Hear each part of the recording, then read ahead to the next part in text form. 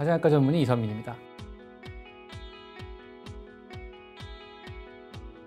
이 장 건강 이야기를 드릴 때마다 매번 여쭤보는 것이 있습니다. 우리 장이 위치하는 곳이 몸 안일까요? 밖일까요? 사실 이 인체의 내부에 있으면서도 기능적으로는 인체 외부와 연결되어 있는 이 독특한 장기가 바로 장입니다. 우리가 검진 같은 거 하실 때 간이나 심장 같은 경우도 보시잖아요. 근데 그거 뭐 엑스레이나 CT나 MRI 찍으시면서 사실은 간접적으로 우리가 보는 것이지 직접 볼 수는 없죠. 그런데 이 장은 다들 아시겠지만 내시경을 통해서 직접 볼 수 있습니다. 그래서 의료진이 직접 보면서 이렇게 처치를 하기도 하고 시술을 하기도 하죠. 그래서 이 장이라는 것은 그 어떤 장기보다도 우리가 어떻게 하느냐에 따라 달라질 수 있는 장기라는 점을 좀 강조드리고 싶어서 이야기를 이렇게 시작을 해봤습니다. 한때 한 2000년대 초반까지만 해도 한 20년 전까지만 해도 장은 그저 변이 통과하는 길이라고 생각하던 시기도 있었습니다. 하지만 지금은 어떻습니까? 장이라는 것이 뭐 장뇌축 이런 얘기 들어보셨죠? 네, 그다음에 장간축 이렇게 그 각각의 장기들과 유기적으로 연결되어 있고 그런 장기들을 조절하는 능력까지 가지고 있다는 것들이 연구되고 알려지면서 사실은 장이라는 것은 현대시대에 어쩌면 가장 중요한 장기가 아닐까라고 많은 전문가들이 이야기하고 있습니다. 그런데 오늘 제가 설명드릴 것이 이 장누수 증후군이라고 많이 알고 계신 더 쉽게는 새는 장 증후군 이렇게 부르기도 합니다. 자, 이렇게 장이 줄줄 샌다면 어떻게 될까요? 오늘은 이름 그대로 장이 새는 증후군, 즉 장누수 증후군과 그 예방 팁들에 대해서 한번 알아보는 시간을 가져보도록 하겠습니다. 자, 새는 장 증후군.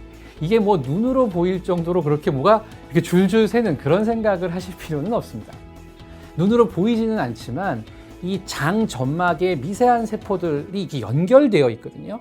그걸 보통 우리가 타이트 정션이라고 저희 전문가들은 부르는데 뭐 완전히 붙어 있는 것이 아니라 타이트하게 아주 근접해서 붙어 있는데요. 이 장벽이 어떠한 요인에 의해서 느슨해지거나 이렇게 헐거워지게 되면은 이 사이로 장 속에 독소나 유해 물질 이런 것들이 새어 들어와서요. 우리 혈행으로 이동하는 경우가 있습니다.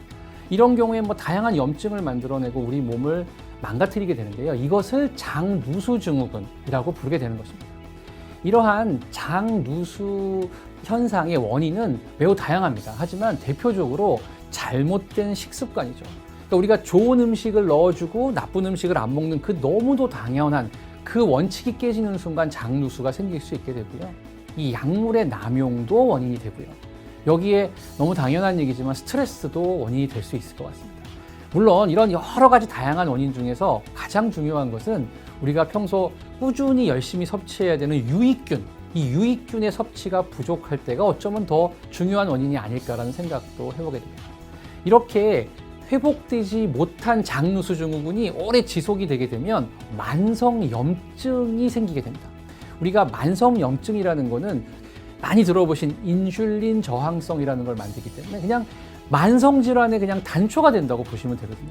이러한 만성염증이 비만에서만 그런 줄 알았더니 이 장누수 증후군이 있는 경우도 다양하게 발생할 수 있다는 것이죠. 그래서 장누수 증후군을 위해서 그 유익균, 프로바이오틱스 드시는 것들이 중요하다는 얘기를 잠깐 드렸는데 여기에 더해서 오늘은 이 포스트바이오틱스 얘기도 좀 해보고 싶습니다.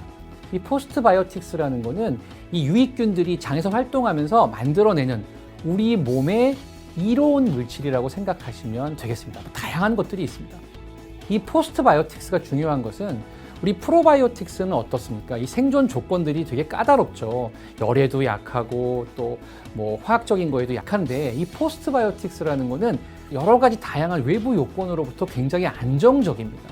그래서 우리 몸에서 어떤 상황에서도 적시적소에 잘 활용될 수 있는 것이 바로 이 포스트바이오틱스인 거죠. 이 포스트바이오틱스가 하는 대표적인 역할이 면역력을 조절한다든지 염증을 제거한다든지 여러 가지 장의 환경을 개선한다든지 다양한 기능들을 하는 것을 우리는 알고 있습니다. 이러한 포스트바이오틱스의 대표적인 물질이 아세트산, 프로피온산, 뷰티르산 같은 단쇄 지방산입니다. 이러한 단sve지방산은 우리 프로바이오틱스, 즉 유익균이 소화하기 힘든 식이섬유를 분해하는 과정에서 생성이 되게 됩니다. 단sve지방산은 요새 근육 중요하다는 거 아시잖아요. 이 근육에 영양을 공급할 수 있는 문지기 역할도 하게 되고요. 또 지방 축적도 막아주고요. 정말 너무너무 다양한 역할을 하게 되는데요. 그 중에서 오늘 이 뷰티르산 설명을 좀 드리고 싶은데, 이 뷰티르산은요, 대장 점막의 1차적인 영양소로 작용하기 때문에 우리가 장누수가 있을 때도 빨리 회복을 해야 되잖아요. 이 회복하는 데 있어서 중요한 영양소로 작용하고요. 또 제가 아까 장 점막의 세포 간의 접합을 말씀드린, 이게 느슨해지면서 이제 나쁜 물질들이 들어올 수 있다고 했잖아요. 이 접합 단백질의 생성도 도와주는 것으로 되어 있습니다. 여기에 만성염증을 제거하는 또 중요한 키가 될 수 있다고 되어 있고, 여기에 면역 조절 기능도 갖고 있습니다. 정말 이런 역할들이 잘 이루어지게 되면은 이 장누수 증후군을 예방 억제도 할 수 있고, 또 장누수가 생겼다 하더라도 회복을 돕는 중요한 역할을 하게 됩니다.